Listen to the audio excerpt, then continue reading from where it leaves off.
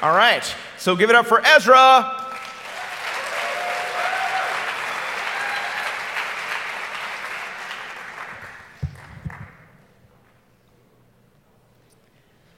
I once hitched a ride with Alan Greenspan from Las Vegas to LA. We didn't talk about why he kept interest rates so low for so long, or the health of the US economy at that time. It wouldn't have been quite appropriate. See, I didn't exactly have a heart-to-heart with the former chairman of the Federal Reserve, the man who was once one of the most powerful men in the country. The guy who gave me a ride, he had actually a little bit of a different line of work. His name was Alan J. Greenspan, and he was a male model.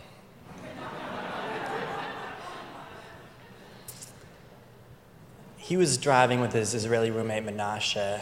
They were driving from Las Vegas to LA, and my friend Mickley and I, we needed to hitch a ride, and they offered, so we decided to go along. When we were about to hit the road, Alan J. Greenspan, he casually mentions that the check engine light had been going on and off on the way to Las Vegas. And my friend Mickley and I, we realized we've got this 270-mile drive ahead of us. It might be a good idea to get that checked out, and so we voiced our concerns. But although it was Alan's car, it was his 2003 green Chrysler Sebring convertible. It was his car, but Menashe was actually the one driving. And if any of you know Israelis, they're stereotypically very stubborn and confrontational, and Menashe was no exception. Menashe was extremely confrontational and stubborn, just like many Israelis. And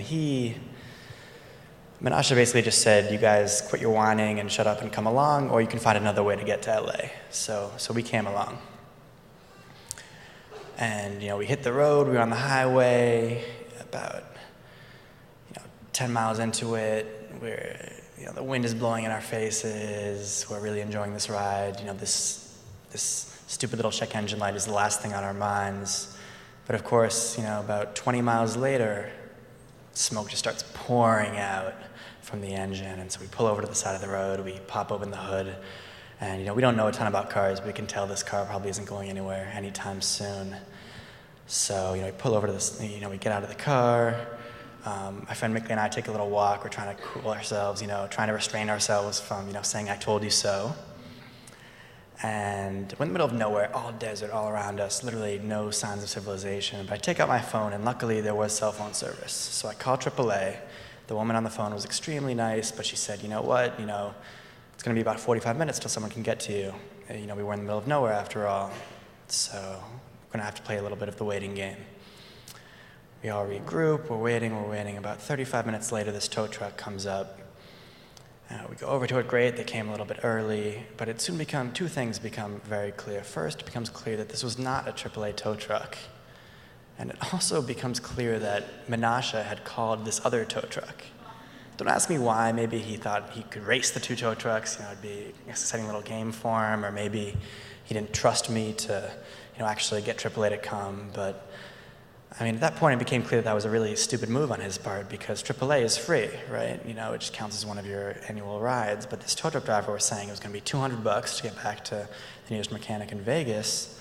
And also, by the way, two of us couldn't fit in the front of the tow truck, so we'd have to pay however much it costs to take a cab back.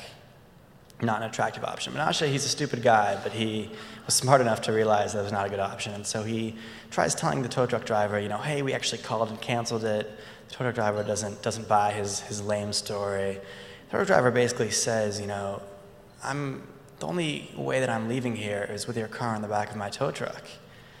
And I guess he wasn't just blowing hot air, because about a minute or so later, he actually hooks up the tow truck, hooks up the car to the tow truck, tells Menashe to put the car into neutral. Menashe refuses, and he just kind of shrugs his shoulders and pulls the car up onto the tow truck against our will, tires screeching, rubber burning. He's got the car up there against our will. He's not quite ready to run away with it, to kind of steal our car, but he's got it up there. He's got, gives him a little leverage, I guess. So a few minutes later, the AAA guy comes. He's an Afghani guy. His name is Ash. He's a really easygoing guy, but he takes one look at the situation, and He knows that the tow truck driver wasn't just happening upon us in the middle of nowhere. He knows we must have called him. And he's also, this isn't his job. He's not some kind of like mediator or something to figure this out. So he's ready to just leave. But Menashe convinces him to stay because he tells him about this plan, which he then goes on to execute. And my friend Mickey and I had no idea what's going on. We're watching this all unfold. Suddenly we see Alan J. Greenspan go around the back of the tow truck, jump up into the car, put the keys in the ignition. He starts the car.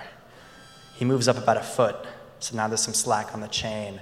Menashe jumps up, reaches underneath, literally unhooks the attachment to the car. Alan J. Greenspan slams into reverse, backs up. The tow truck driver, he's in front of the tow truck, on the phone with someone. At the last second, he realizes what's going on. He tries to change the angle of the tow truck, but he doesn't make it in time. The car makes it off, gets some air, Starsky and Hutch style. We make it off. We're pumping our fists triumphantly. The tow truck driver, he has no leverage anymore. He realizes it's not worth his trouble, and he leaves. And so Alan J. Greenspan, he probably will never accomplish anything close to what the man that his name resembles has accomplished. But at least he can say that he stole his car off the back of a tow truck. Thank you.